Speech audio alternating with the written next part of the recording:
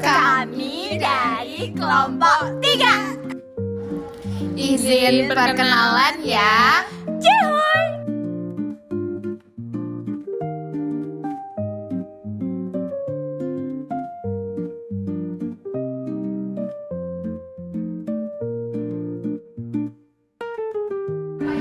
Enjoy nonton. Halo teman-teman, pernah gak sih kalian tuh bertanya-tanya, dari mana kita tahu apakah ekonomi suatu negara itu sedang maju atau justru melambat? Nah, jawabannya ada pada satu konsep penting dalam ekonomi makro, yaitu pendapatan nasional. Melalui video ini, kita akan membahas pengertian, faktor yang mempengaruhi, hingga cara menghitung pendapatan nasional secara sederhana. Yuk, mulai!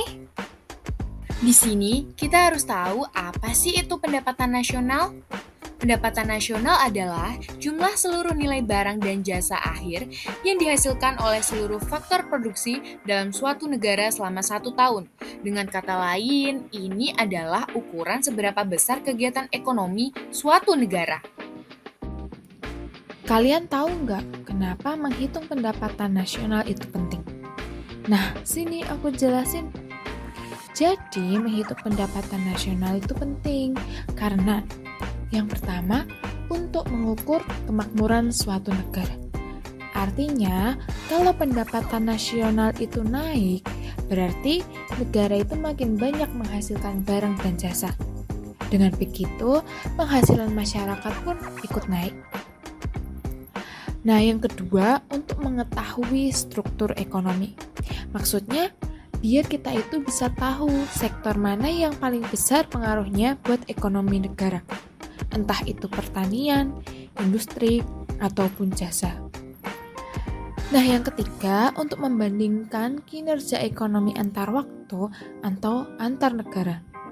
Dengan data pendapatan nasional itu, pemerintah jadi tahu apakah ekonomi ini sedang turun, tumbuh, atau stagnan. Nah, yang terakhir itu untuk merancang kebijakan ekonomi. Contohnya, jika pendapatan nasional itu turun, pemerintah bisa menaikkan belanja publik untuk merangsang permintaan. Makanya penting banget tahu tentang pendapatan nasional. Karena dari situ tuh kita bisa lihat seberapa sehat sih ekonomi negara tersebut. Nah, selanjutnya akan membahas mengenai faktor-faktor yang mempengaruhi pendapatan nasional. Nah, tinggi rendahnya pendapatan nasional itu dipengaruhi oleh beberapa faktor utama. Yang pertama, itu ada sumber daya alam. Negara yang memiliki sumber daya alam yang melimpah, seperti minyak, gas, atau pertanian produktif, ini cenderung memiliki pendapatan nasional yang tinggi. Asalkan sumber daya alam tersebut itu dikelola dengan baik. Yang kedua, ada sumber daya manusia. Jumlah dan kualitas tenaga kerja ini mempengaruhi produktivitas nasional. Pendidikan dan pelatihan ini meningkatkan kualitas sumber daya manusia. Yang ketiga, ada modal. Seperti mesin, bangunan, dan teknologi, ini dapat membantu meningkatkan efisiensi dan juga hasil produksi suatu negara. Yang keempat, ada kewirausahaan. Kemampuan untuk menciptakan inovasi bisnis ini dapat menentukan kecepatan pertumbuhan ekonomi. Yang kelima, ada kemajuan teknologi. Teknologi membuat proses produksi lebih efisien dan hasil lebih banyak dengan biaya yang lebih rendah. Terakhir, ada stabilitas politik dan kebijakan pemerintah. Lingkungan politik yang stabil ini dapat mendorong investasi. Sedangkan ketidakpastian ini dapat membuat ekonomi menjadi melambat. Jadi, kalau semua faktor itu tadi dikelola dengan baik, pendapatan nasional suatu negara itu bisa terus naik dan ekonomi negara tersebut makin maju. Nah, selanjutnya adalah pendapatan per kapita. Pendapatan per kapita itu menunjukkan rata-rata pendapatan setiap penduduk di suatu negara. Nah, pendapatan per kapita itu juga bisa dihitung dengan cara pendapatan nasional dibagi dengan jumlah penduduk negara itu sendiri. Namun, pendapatan per kapita tidak selalu mencerminkan pemerataan. Kalau distribusi pendapatan timpang, sebagian orang bisa sangat kaya, sementara lainnya tetap miskin. Nah, oleh karena itu, semakin tinggi pendapatan per kapita, semakin besar juga kemampuan masyarakat dalam memenuhi kebutuhan hidupnya. Selanjutnya adalah metode perhitungan pendapatan nasional.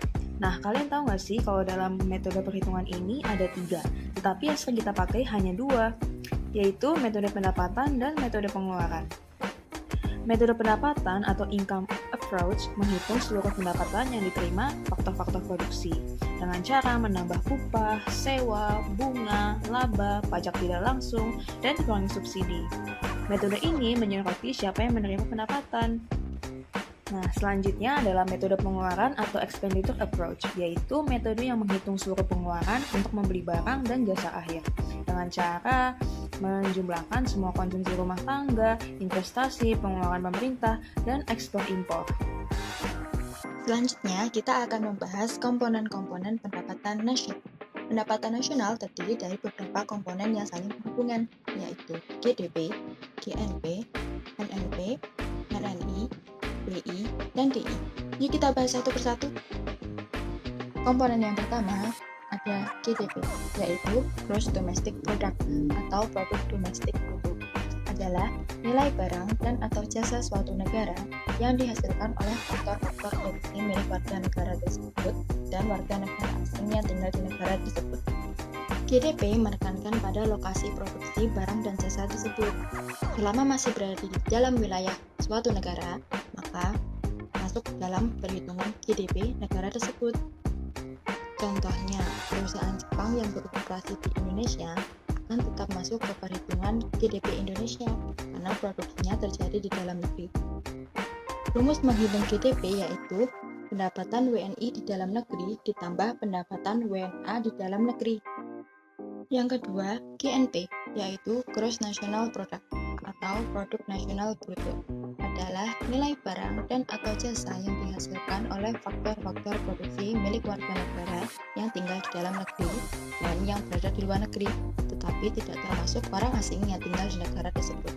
GNP menekankan pada aspek warganegaraan. Contohnya, seorang pria dari Indonesia menjual pakaian di Malaysia. Nah, hasilnya berupa barang dan jasa masuk dalam perhitungan GNP. Rumus menghitung GNP yaitu GDP ditambah PVLN dikurangi PVDN, di mana PVLN adalah pendapatan faktor produksi warga negara di luar negeri dan PVDN adalah pendapatan faktor produksi asing di dalam negeri. Yang ketiga, NNP, yaitu Net National Product atau Produk Nasional Neto, adalah nilai barang yang di dalamnya mengandung nilai depresiasi atau penyusutan karena harus mengganti barang modal yang sudah usang atau menambah stok. Inti dari NNP yaitu pendapatan nasional dilihat hanya dari laba yang diperoleh, karena tujuan dari NNP adalah untuk mencari neto atau nilai bersih dari suatu produksi. Rumus menghitung NNP yaitu GNP dikurangi depresiasi atau penyusutan. Yang keempat, NNI, yaitu Net National Income atau pendapatan nasional neto, adalah pendapatan nasional bersih suatu negara atau produk nasional bersih dikurangi pajak tidak langsung ditambah subsidi. Rumus menghitung NNI yaitu NNP dikurangi pajak tidak langsung ditambah subsidi. Pajak tidak langsung harus dikurangkan karena tidak mencerminkan balas jasa atas faktor produksi. Uang pajak memang diterima oleh penjual atau produsen bersama harga barang yang dijual, tapi uang pajak itu pasti diserahkan kepada pemerintah. Sementara itu, subsidi harus ditambahkan karena harga-harga tertentu menjadi lebih murah daripada biaya produksi sesungguhnya. Yang kelima, PI, yaitu Personal Income atau pendapatan perorangan, adalah pendapatan yang diterima oleh setiap orang dalam masyarakat, termasuk pendapatan yang diperoleh tanpa melakukan pekerjaan, seperti hibah atau bantuan sosial.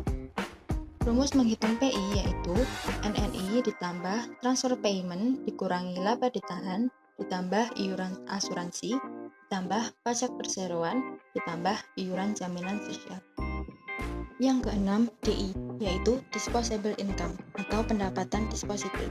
Adalah pendapatan yang siap dibelanjakan guna membeli barang dan atau jasa konsumsi dan selebihnya menjadi tabungan yang disalurkan menjadi investasi.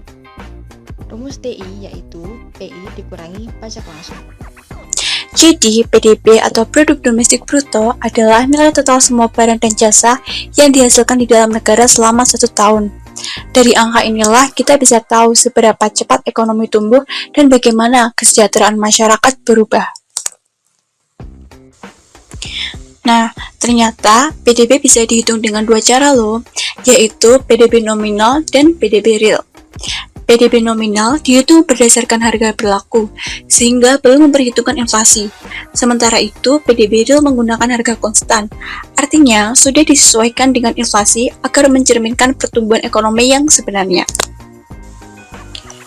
Sebagai contohnya, tahun 2024 PDB nominal Indonesia sebesar 6.000 triliun, lalu naik menjadi 6.600 triliun di tahun 2025. Sekilas terlihat tumbuh ya, tapi kalau inflasinya 10%, sebenarnya pertumbuhannya itu kecil, hanya harga yang naik bukan jumlah produksinya. Jadi, kalau mau tahu kondisi ekonomi secara nyata, jangan cuma lihat PDB nominal, tapi lihat juga PDB realnya. Karena dari situlah kita bisa tahu apakah ekonomi benar-benar tumbuh atau hanya terlihat naik di atas kertas saja. Oke, sekarang kita masuk ke deflator PDB. Untuk mengukur seberapa besar perubahan harga mempengaruhi PDB, kita menggunakan yang namanya deflator PDB. Rumusnya sederhana, yaitu deflator PDB sama dengan PDB nominal dibagi dengan PDB real dikali 100. Deflator ini menunjukkan tingkat harga umum dalam suatu tahun dibandingkan dengan tahun dasarnya. Jadi kalau deflatornya 120, artinya harga barang dan jasa sudah naik 20% dibandingkan tahun dasar.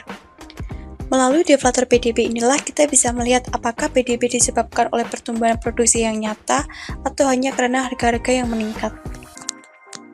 Selanjutnya, kita langsung ke contoh soal yuk. Contoh soalnya adalah, sebuah negara bernama negara A memiliki data kegiatan ekonominya dalam 1 tahun sebagai berikut. Konsumsi rumah tangga sebesar 5.000 miliar, investasi oleh sektor swasta sebesar 2.000 miliar, pengeluaran pemerintah sebesar 1.000 miliar, nilai ekspor barang dan jasa sebesar 800 miliar, nilai impor barang dan jasa sebesar 500 miliar. Pemerintah ingin mengetahui nilai produk domestik bruto menggunakan pendekatan pengeluaran, yaitu dengan menjumlahkan seluruh komponen pengeluaran dari berbagai sektor ekonomi. Pertanyaannya, berapakah nilai PDB negara A berdasarkan data di atas? Langsung saja kita masukkan rumusnya. PDB sama dengan konsumsi ditambah investasi ditambah pengeluaran pemerintah ditambah ekspor dikurangi impor.